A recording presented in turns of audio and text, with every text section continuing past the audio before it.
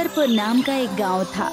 वहाँ का जमींदार बहुत ही धनवान और सर्वगुण संपन्न था, लेकिन जमींदार बहुत ही कंजूस था। वो अपने परिवार के लिए आलीशान घर बनवाना चाहता था। जमींदार ने अपने आलीशान घर बनवाने का ठेका ठेकेदार रमेश को दे दिया।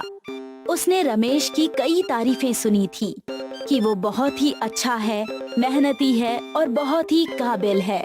जब रमेश को पता चला कि महल बनाने का काम जमींदार साहब ने उसे दिया है, मानो खुशी से वो बेहाल हो गया।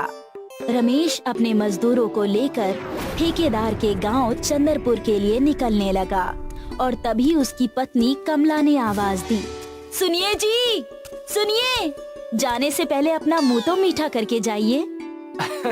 हाँ भाग्यवान, जरूर, खुशी का समय है। अगर हमने वहाँ जाकर अच्छा काम किया तो जमींदार साहब हमें स्वर्ण मुद्राओं से नवाजेंगे। भगवान करे आपकी सारी मनोकामनाएं पूरी हों। रमेश अपने सारे मजदूरों के साथ चंद्रपुर गांव के लिए निकल जाता है। अरे, मैंने सुना है कि चंद्रपुर गांव में बहुत धनवान आदमी रहते हैं। सोचो, अगर महल अच्छा बना देंगे तो पूरा चंद्रपुर हमसे ही घर बनवाएगा। कितना मजा आएगा, नहीं? धन ही धन होगा। अरे इतना ज्यादा ना सोचो, ये सोचो कि कहीं खराब महल बन गया तो पूरा चंद्रपुर हमारा पीछा नहीं छोड़ेगा। और जमींदार बहुत कंजूस है, मैंने ये भी सुना है। मजदूरी की उत्सुकता को देखकर ठेकेदार रमेश उससे बात करता है और कहता है, भाइयों, ये समझ लो हमारे जीवन का सबसे खास काम आज हमें मिला है। यहाँ के बहुत बड़े जमींदार हमसे अपना घर यानी कि महल बनवाना चाहते हैं। हमें सावधानी पूर्वक कार्य करना होगा। जमींदार साहब हम पर निगरानी भी वही रखेंगे। कोई सामान या किसी चीज का घपला नहीं करेगा, वरना अंजाम उसका बहुत बुरा होगा। हम अपना 100% इस कार्य में लगा देंगे मालिक। बस आप हम मजदूरों का भी ध्यान रखना। तुम सब उसकी चिंता मत करो। आप सबके रहने खाने का इंतजाम जमींदार साहब ने अच्छा करवा दिया है। कल से बस काम पर लग जाओ और जल्दी से महल तैयार कर दो। रमेश अपने मजदूरों को समझा ही रहा था कि वहाँ पर जमींदार साहब उन सब से मिलने खुद ही आ गए। क्यों ठेकेदार साहब, कैसा लगा हमारा गांव? चंद्रपुर का पानी पसंद आया कि नहीं? सब कुशल मंगल है हुजूर। मैं बस अपने मजदूरों को समझा रहा था कि काम कैसे करें। मजदूरों से याद आया, आप सभी का हमने रहने का पूरा इंतजाम कर दिया है। आप बस जल्दी से हमारा महल बनाकर हमें दे दीजिए। मैंने बहुत सुना है आपके मजदूरों की कारीगरी और ईमानदारी के बारे में। उसी वक्त रमेश अपने मजदूरों को कारीगरी की सलाह देने लगता है और कहता है, हम सबको बहुत बारीकी से काम करना होगा। जमींदार बहुत कंजूस है।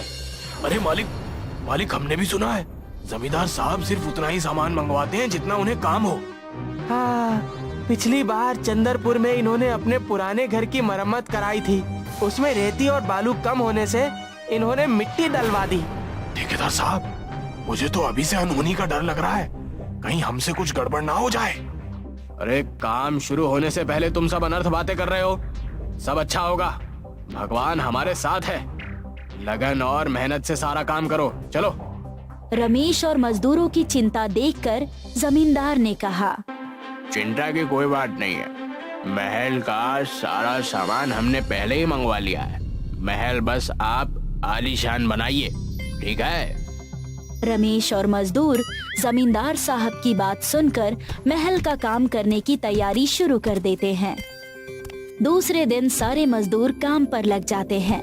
तब रमेश जमींदार साहब के पास जाकर महल बनाने के सामान की पर्ची उन्हें देता है।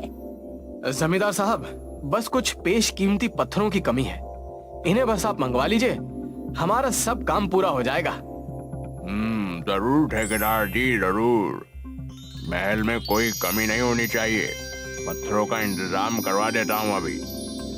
जमींदार से पर्ची लेकर नौकर पेश कीमती पत्थर लाने चला जाता है।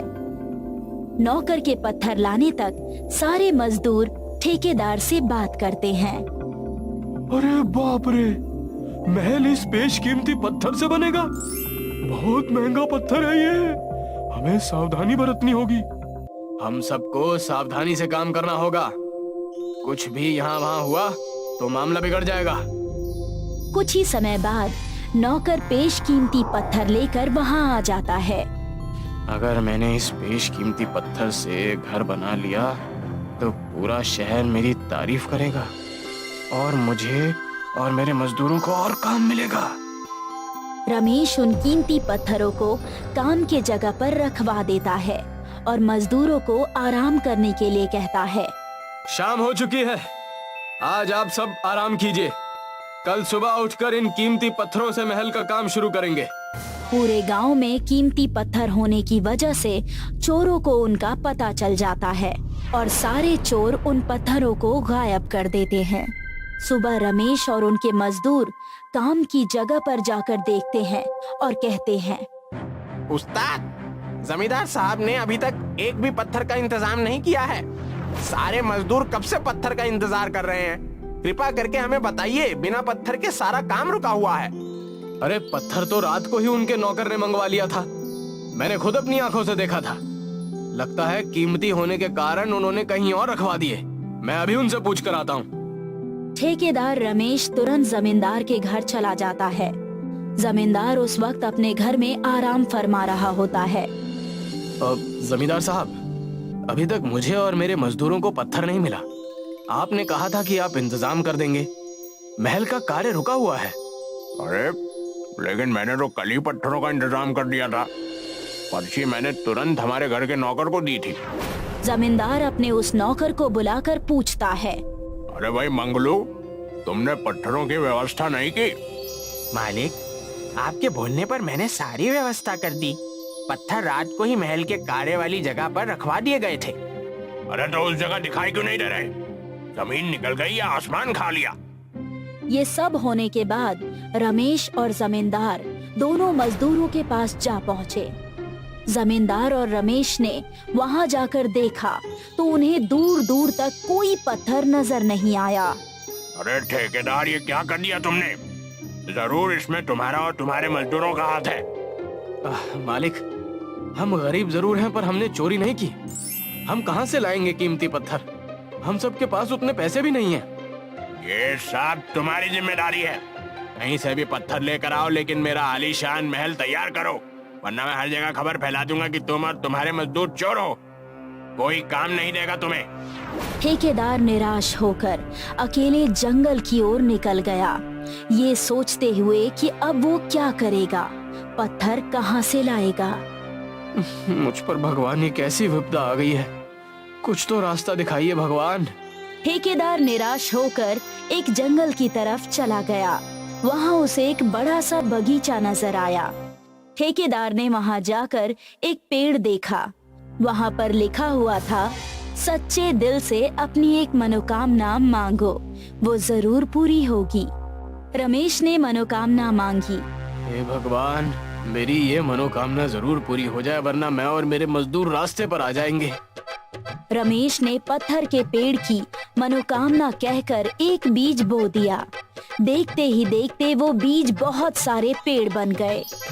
रमेश पत्थर का पेड़ देखकर चौंक गया और सारे मजदूरों को वहाँ बुलाकर उसने पेड़ के बारे में बताया।